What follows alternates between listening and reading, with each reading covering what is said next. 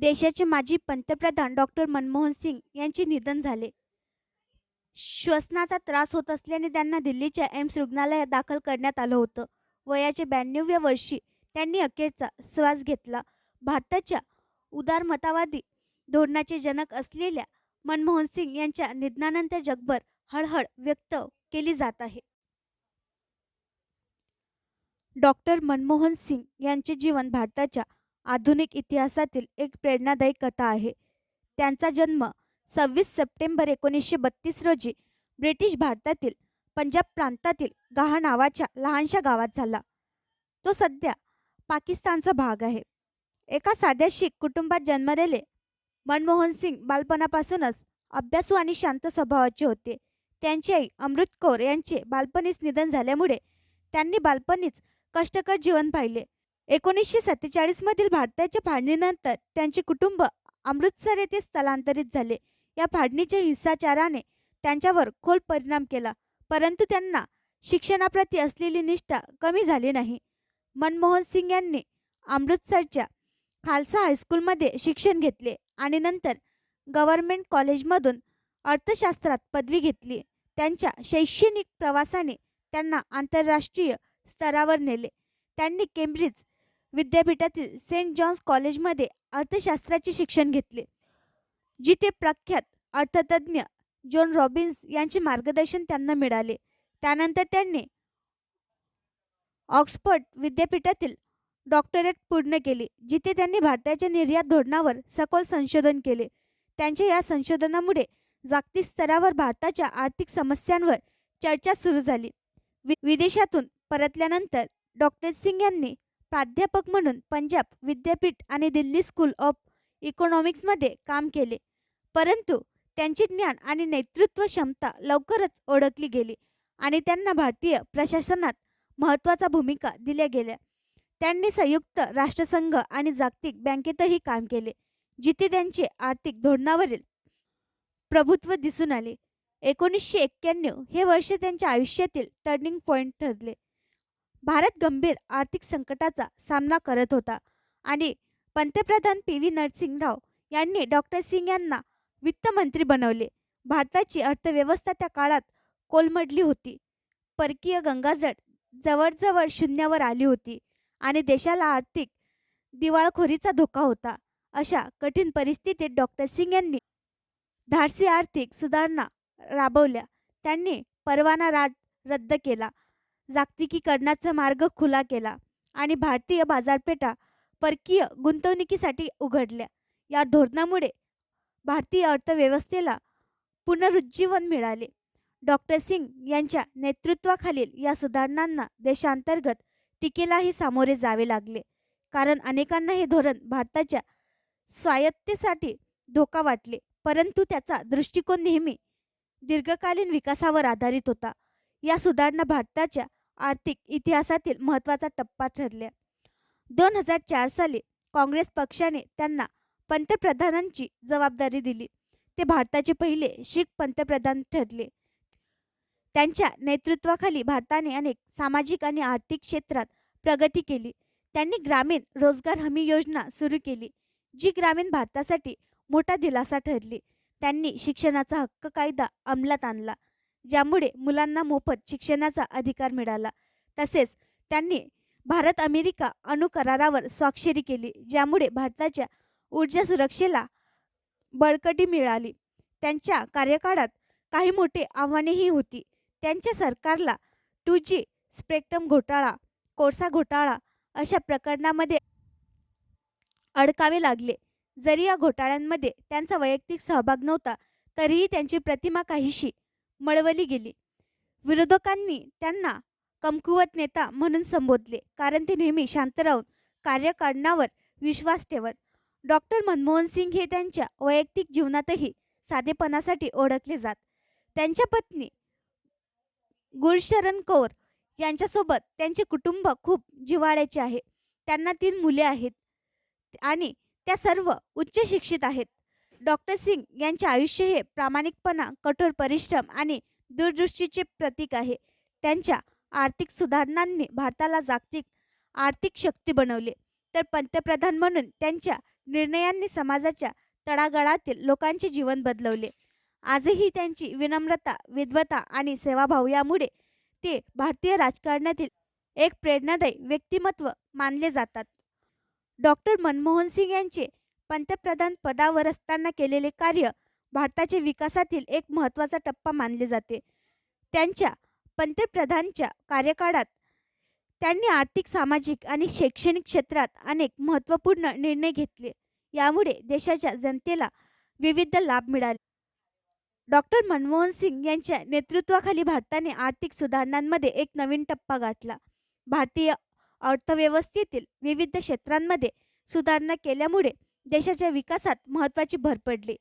आर्थिक उदारीकरण आणि जागतिकीकरण. डॉक्टर सिंग हे आर्थिक उदारीकरणाचे एक प्रमुख पुरस्कर्ता होते. 1991 साली वित्तमंत्री म्हणून त्यांनी भारताच्या अर्थव्यवस्थेतील दीर्घकालीन सुधारणांचे सूत्र रचले होते. या सुधारणांमध्ये भारतीय अर्थव्यवस्थेला जागतिक स्तरावर खुलं करण्याचे, परकीय गुंतवणूक आकर्षित करण्याचे आणि सार्वजनिक क्षेत्रातील गट आणि व्यवसाय स्वातंत्र्याचे प्रावधान केले होते.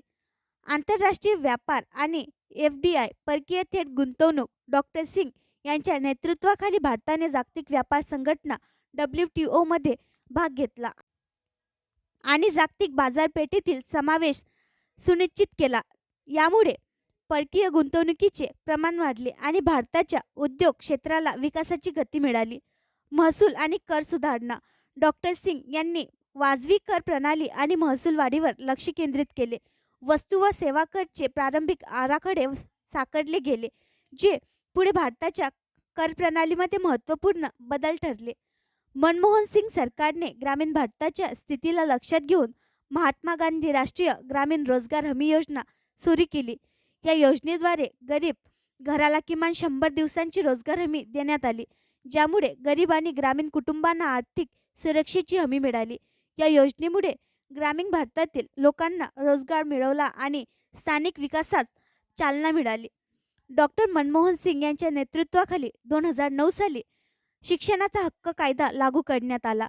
या कायद्याने 6 ते 14 वयाच्या मुलांना मोफत आणि अनिवार्य शिक्षण मिळवून दिले. शालेय शिक्षणाच्या सुलभतेसाठी शाळांचे पायाभूत विकास करण्यात आला आणि शिक्षकांच्या प्रशिक्षणावर विशेष लक्ष देण्यात आले. यामुळे गरीब कुटुंबातील मुलांसाठी शिक्षणाच्या दरवाजे उघडले गेले आणि समाजात शैक्षणिक स्तरावर सुधारणा घडली. 2013 मध्ये राष्ट्रीय अन्न सुरक्षा कायदा लागू करण्यात आला, ज्यामुळे भारतातील 67% लोकांना किमान दरात धान्य मिळवून दिले. या कायद्यामुळे देशातील अत्यंत गरीब आणि उपेक्षित वर्गाला अन्नाच्या उपलब्धतेसाठी एक ठोस सुरक्षा जाळा मिळाला. याने भुकेला आणि कुपोषणला मोठ्या प्रमाणात कमी करण्यास मदत केली. डॉक्टर सिंग सरकारने ग्रामीण भागातील आरोग्य सेवेची स्थिती सुधारण्यासाठी अनेक महत्त्वाच्या योजनांची अंमलबजावणी केली. राष्ट्रीय ग्रामीण आरोग्य मिशन NRHM च्या माध्यमातून ग्रामीण भागात रुग्णालये, आरोग्य केंद्रे आणि प्राथमिक आरोग्य सेवा केंद्रे उघडली गेली. यामुळे ग्रामीण भारतातील आरोग्य सेवांचा दर्जा सुधारला आणि बालमृत्यू दरात घट झाली. शहरी आरोग्य आणि स्वच्छता योजना अंतर्गत देशभरातील शहरी भागात आरोग्य सेवा आणि स्वच्छतेची स्थिती सुधारण्यासाठी विविध प्रकल्प राबवले गेले. राष्ट्रीय पायाभूत सुविधा विकास योजना. या योजनेअंतर्गत देशातील रस्ते, रेल्वे, बंदरे आणि हवाई वाहतुकीची सुविधा सुधारणे करण्यात आले. विशेषतः गोल्डन क्वाड्रिलॅटरल प्रकल्पाची अंमलबजावणी झाली, ज्यामुळे प्रमुख शहरांना एकत्र जोडले गेले आणि वाहतुकीला गती मिळाली. विद्युत क्षेत्रात सुधारणा. ग्रामीण भागातील वीज पुरवठा सुधारण्यासाठी राजीव गांधी ग्रामीण विद्युतीकरण योजना सुरू करण्यात आली. या योजनेने लाखो घरांना वीज मिळवून दिली आणि जीवनमानात सुधारणा झाली. जनधन योजना. डॉक्टर सिंग यांनी प्रधानमंत्री जनधन योजना अंतर्गत आर्थिक समावेशासाठी मोठे पाऊल उचलले. यामध्ये गरीब आणि वंचित लोकांना बँक खात्यांचे लाभ मिळवून दिले. यामुळे लाखो लोकांना बँकिंग सेवा उपलब्ध झाली आणि त्यांना आर्थिक सुधारणांच्या दृष्टीने सक्षम करण्यात आले. 2008 मध्ये डॉक्टर सिंग सरकारने भारत-अमेरिका अणु करार केला, ज्यामुळे भारताला अणुऊर्जा तंत्रज्ञान आणि इंधन मिळवण्याची संधी मिळाली. या करारामुळे भारताच्या ऊर्जा सुरक्षेला बळकटी मिळाली आणि पर्यावरणासोबतच औद्योगिक विकासाला चालना मिळाली. कृषी क्षेत्रासाठी विविध सुधारणा राबवण्यात आल्या.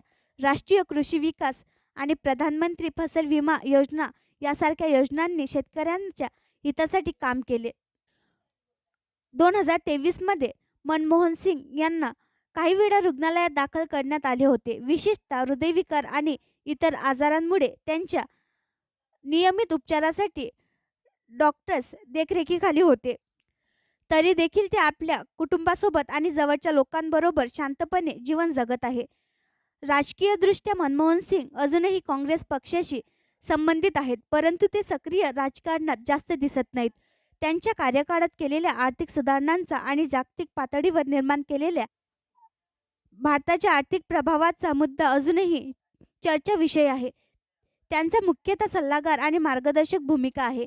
2014च्या लोकसभा निवडणुकीत काँग्रेस पक्षाचा पराभव झाल्यानंतर त्यांचे राजकीय जीवन एक प्रकारे निवृत्त झाले असले तरी ते पार्टीच्या अंतर्गत महत्त्वपूर्ण व्यक्तिमत्व आहेत.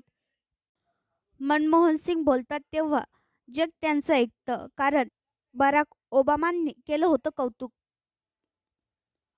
भारताचे माजी पंतप्रधान मनमोहन सिंग यांचं दिल्लीतल्या एम्स रुग्णालयात निधन झालं. ते 92 वर्षाचे होते. आंतरराष्ट्रीय स्तरावर उत्तम अर्थतज्ज्ञ अशी मनमोहन सिंग यांची ख्याती होती. देशाच्या पंतप्रधानपदी विराजमान झालेले ते पहिले शीख पंतप्रधान होते. 2004 ते 2014 अशी 10 वर्षे त्यांनी देशाचे पंतप्रधान म्हणून काम केले. मनमोहन सिंग हे उत्तम अर्थतज्ज्ञ होते. अमेरिकेचे माजी राष्ट्राध्यक्ष बराक ओबामा यांनीही त्यांच्या पुस्तकात मनमोहन सिंग बोलतात तेव्हा जग ऐकतं असं म्हटलं होतं. त्यांची आठवणी निमित्ताने सगळ्यांना झाली आहे. ओबामा यांनी त्यांच्या ए प्रॉमिस लँड या पुस्तकात मनमोहन सिंग यांचं कौतुक केलं होतं. ते पुस्तक 2020 मध्ये प्रकाशित झालं होतं. यामध्ये बराक ओबामा म्हणाले की मनमोहन सिंग हे भारतीय अर्थव्यवस्थेच्या आधुनिकीकरणाचे इंजिनियर आहेत. त्यांनी लाखो भारतीयांना गरिबीच्या दुष्टचक्रातून बाहेर काढण्याचं काम केलं. मनमोहन सिंग हे बुद्धिमान, विचार करणारे आणि राजकीयदृष्ट्या प्रामाणिक व्यक्ती आहेत. भारताच्या आर्थिक विकासाचा पाया त्यांनी रचला. 2010 मध्ये मनमोहन सिंग यांच्या भेटीनंतर ओबामा म्हणाले की भारताचे पंतप्रधान जेव्हा बोलतात तेव्हा सगळं जग ऐकतं. 2010 मध्ये मनमोहन सिंग पंतप्रधान होते. टोरंटो येथील G20 परिषदेत ते सहभागी झाले होते. त्यावेळी ओबामा आणि त्यांची भेट झाली होती. आणखी नवीन व्हिडिओ पाहण्यासाठी आमच्या देशमुख एक्सप्रेस न्यूज चॅनलला सबस्क्राईब करा, लाईक करा आणि शेअर करा.